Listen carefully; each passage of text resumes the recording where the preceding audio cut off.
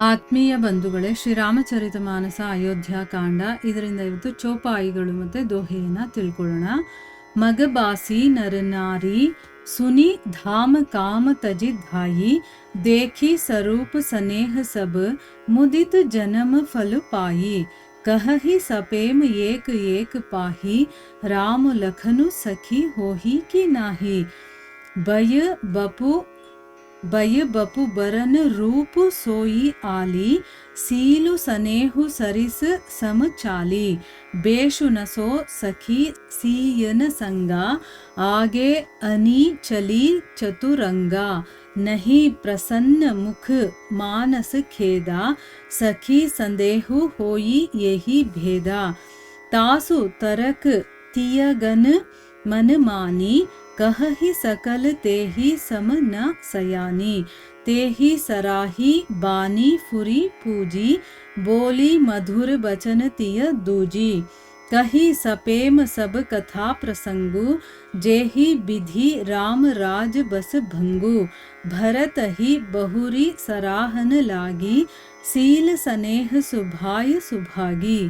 ಇವು ಚೌಪಾಯಿಗಳು ಮತ್ತು ದೋಹೆ. ಈಗ ಇದರ ಅರ್ಥವನ್ನು ತಿಳ್ಕೊಳ್ಳೋದಕ್ಕೆ ನಾವು ಪ್ರಯತ್ನ ಮಾಡೋಣ. ಇಲ್ಲಿ ತುಳಸಿದಾಸರು ಹೇಳ್ತಾರೆ, ಭರತ, ಗುಹ ಮತ್ತು ಅಯೋಧ್ಯೆಯ ವಾಸಿಗಳೆಲ್ಲರೂ ಕೂಡ ಶ್ರೀ ಸೀತಾರಾಮ ಲಕ್ಷ್ಮಣರನ್ನು ನೆನೆಸ್ಕೊಳ್ತಾ ಮತ್ತು ಅವರು ವಿಶ್ರಾಂತಿಯನ್ನು ತಗೊಂಡಿರ್ತಾರಲ್ಲ ಆ ಸ್ಥಳಗಳನ್ನು ಭಕ್ತಿಯಿಂದ ವಂದನೆ ಮಾಡ್ತಾ ನಡೀತಾ ಇದ್ದಾರೆ. ಎಲ್ಲೆಲ್ಲ ಜಾಗಗಳು ಸಿಗುತ್ತೋ ಅಲ್ಲೆಲ್ಲ ಭಕ್ತಿಯಿಂದ ನಮಸ್ಕಾರ ಮಾಡಿ ಅವರು ಮುಂದೆ ನಡೀತಾ ಇದ್ದಾರೆ. ಶ್ರೀರಾಮನ ತಮ್ಮ ಭರತ ಬರ್ತಾ ಇದ್ದಾನೆ ಅನ್ನುವಂಥ ಸುದ್ದಿ ಕೇಳಿದ ತಕ್ಷಣ ಹಾದಿ ಬದಿಯಲ್ಲಿದ್ದಂತಹ ಶ್ರಮವಾಸಿಗಳಿರ್ತಾರಲ್ಲ ಅವರೆಲ್ಲ ಏನು ಮಾಡ್ತಾರೆ, ತಮ್ಮ ಮನೆ, ಮಠ, ಕೆಲಸ, ಕಾರ್ಯಗಳು ಎಲ್ಲವನ್ನ ಬದಿಗೊತ್ತಿ ಓಡ್ ಬರ್ತಾ ಇದ್ರು ನೋಡೋಣ ಅಂತಂದ್ಬಿಟ್ಟು. ಯಾಕಂದರೆ ಆ ಕಾಡಲ್ಲಿ ಯಾರು ತಾನೇ ಓಡಾಡ್ತಾರೆ, ಯಾರು ಬರೋದಕ್ಕೆ ಸಾಧ್ಯ ಇಲ್ಲ. ಈಗ ಭರತ ಬರ್ತಾ ಇದ್ದಾರೆ, ರಾಮನ ತಮ್ಮ ಬರ್ತಾ ಇದ್ದಾನೆ ಅಂತ ತಿಳಿದಿದ ತಕ್ಷಣ ಅವರೆಲ್ಲ ಏನು ಕೆಲಸ ಇರುತ್ತೋ ಅದನ್ನೆಲ್ಲ ಬಿಟ್ಟು ಬರ್ತಾರೆ. ಯಾಕೆ ಮತ್ತೆ ಸಿಗುತ್ತೋ ಇಲ್ವೋ ಅಂತಂದ್ಬಿಟ್ಟು ಭರತನ ರೂಪ ಸೌಂದರ್ಯವನ್ನು ಪ್ರೀತಿಯನ್ನು ನೋಡಿ ನಮ್ಮ ಜನ್ಮ ಸಾರ್ಥಕವಾಯಿತು ಅಂತಂದ್ಬಿಟ್ಟು ಅವ್ರು ಭಾವಿಸ್ಕೊಳ್ತಾರೆ. ಭರತ ಶತ್ರುಘ್ನರನ್ನು ನೋಡಿ ಹಳ್ಳಿ ಹೆಂಗಸರಿರ್ತಾರಲ್ಲ ಅವರು ತಮ್ಮಲ್ಲೇ ಮಾತಾಡ್ಕೊಳ್ಳೋದಕ್ಕೆ ಶುರು ಮಾಡ್ತಾರೆ ಪ್ರೀತಿಯಿಂದ. ಎಲೆ ಸಖಿ, ಇವರು ರಾಮ ಲಕ್ಷ್ಮಣರು ಹೌದೋ ಅಲ್ವೋ, ನೋಡೋದಕ್ಕೆ ರಾಮ ಲಕ್ಷ್ಮಣರ ಥರನೇ ಇದ್ದಾರಲ್ಲ, ಅವರೇನಾ ಇವರು ಅಂತಂದ್ಬಿಟ್ಟು ಇವರ ವಯಸ್ಸು, ಮೈಕಟ್ಟು, ಮೈ ಬಣ್ಣ ಎಲ್ಲವೂ ಕೂಡ ಅದೇ ರೀತಿ ಇದೆಯಲ್ಲ, ಇವರ ಶೀಲ ಸ್ನೇಹಗಳು ಕೂಡ ಹಾಗೆ ಇದೆ, ಅವರು ನಡೀತಾ ಇರೋ ನಡಿಗೆ ಕೂಡ ಅವರ ಹಾಗೆ ಇದೆಯಲ್ಲ. ಅಂದರೆ ಅವರು ಮೊದಲು ರಾಮ ಲಕ್ಷ್ಮಣರನ್ನು ನೋಡಿರ್ತಾರಲ್ವಾ, ಇವರು ನೋಡೋದಕ್ಕೆ ಇಬ್ಬರು ಹಾಗೇ ಇದ್ದಾರೆ. ರಾಮನ ಹಾಗೆ ಬರ್ತಾ ಇರ್ತಾನೆ ನೋಡೋದಕ್ಕೆ, ಲಕ್ಷ್ಮಣನ ಹಾಗೆ ಶತ್ರುಘ್ನ ಇರ್ತಾನೆ. ಇದೆಲ್ಲ ನೋಡಿ ಇವರೇ ರಾಮ ಲಕ್ಷ್ಮಣರ ಹೌದಾ ಇಲ್ವಾ ಅಂತಂದ್ಬಿಟ್ಟು ಅನ್ಕೊಳ್ತಾ ಇರ್ತಾರೆ.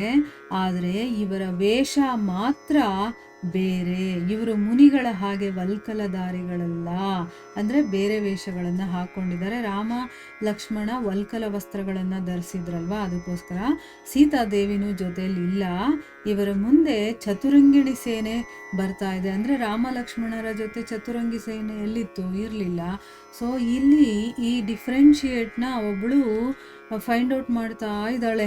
ಅಂದರೆ ಇವರು ರಾಮ ಲಕ್ಷ್ಮಣರೇನ ಅಲ್ವಾ ಅನ್ನೋದನ್ನು ಅವಳು ಈ ರೀತಿ ಯೋಚನೆ ಮಾಡಿ ಡಿಸೈಡ್ ಮಾಡ್ಕೊಳ್ತಾ ಇದ್ದಾಳೆ.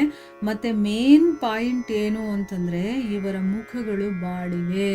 ರಾಮನ ಮುಖ ಯಾವತ್ತೂ ಬಾಡೋದಿಲ್ಲ, ಮನಸ್ಸು ಕೂಡ ಖಿನ್ನವಾಗಿದೆ. ನೋಡಿ, ಇದು ತುಂಬ ಇಂಪಾರ್ಟೆಂಟ್. ಮನಸ್ಸು ಯಾವಾಗ ಖಿನ್ನತೆಯಿಂದ ಕೂಡಿರುತ್ತೋ ಆ ಭಾವ ಮುಖದ ಮೇಲೂ ಬರುತ್ತಲ್ವಾ, ಅದು ನೋಡಿ ಈ ವ್ಯತ್ಯಾಸದಿಂದಾಗಿ ಸಂದೇಹ ಆಗ್ತಾ ಇದೆ, ಇವರು ರಾಮ ಲಕ್ಷ್ಮಣರೋ ಅಲ್ವೋ ಅಂತಂದ್ಬಿಟ್ಟು ಅಂತ ಅವರಲ್ಲಿದ್ದಂಥ ಒಬ್ಬ ಹೆಂಗಸು ಹೇಳ್ತಾಳೆ. ಅವಳ ತರ್ಕ ಕೂಡ ಬೇರೆಯವರಿಗೆ ಸರಿನೇ ಅನಿಸುತ್ತೆ. ಹೌದೌದು, ನೀನು ಹೇಳೋದು ಕರೆಕ್ಟು, ಅವರೆಲ್ಲರೂ ಕೂಡ ಆಕೆಯನ್ನು ನಿನ್ನಷ್ಟು ಜಾಣೆ ಬೇರೊಬ್ರು ಇಲ್ಲ ಅಂತಂದ್ಬಿಟ್ಟು ಹೊಗಳ್ತಾರೆ. ಈಗ ಅವಳು ಅಷ್ಟು ಚೆನ್ನಾಗಿ ಫೈಂಡ್ ಔಟ್ ಮಾಡಿದಾಳಲ್ಲ, ಅದಕ್ಕೋಸ್ಕರ ಅವರೆಲ್ಲ ನೀನು ತುಂಬ ಜಾಣೆ ಅಂತಂದ್ಬಿಟ್ಟು ಹೊಗಳ್ತಾರೆ. ನಿನ್ನ ಮಾತು ನಿಜವಾಗ್ಲೂ ನಿಜವಾಗಿರುವಂಥದ್ದು ಅಂತಂದ್ಬಿಟ್ಟು ಅವರೆಲ್ಲ ಮೆಚ್ಚುಗೆಯನ್ನು ತೋರಿಸ್ತಾರೆ.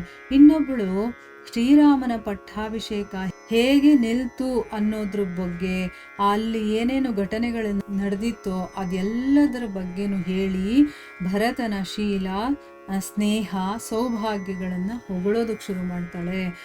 ನೋಡು ಅವ್ರ ಅಮ್ಮ ಈ ರೀತಿ ಎಲ್ಲ ಮಾಡಿದ್ಲು, ಆದರೂ ಕೂಡ ಅಣ್ಣನ ಸಿಂಹಾಸನ ಅದು ನಂದಲ್ಲ ಅಂತ ಅಂದ್ಬಿಟ್ಟು ಅವನು ಮನೆ ಮಠನೂ ಬಿಟ್ಬಿಟ್ಟು ಇವಾಗ ಅಣ್ಣನ ಹತ್ರ ಬರ್ತಾ ಇದ್ದಾನೆ. ಅಂದರೆ ಅವನ ಗುಣಗಾನವನ್ನು ಮಾಡ್ತಾ ಇದ್ದಾಳೆ, ಅವನ ಒಂದು ಕ್ವಾಲಿಟೀಸ್ ಏನು ಅನ್ನೋದನ್ನು ಹೇಳ್ತಾ ಇದ್ದಾಳೆ.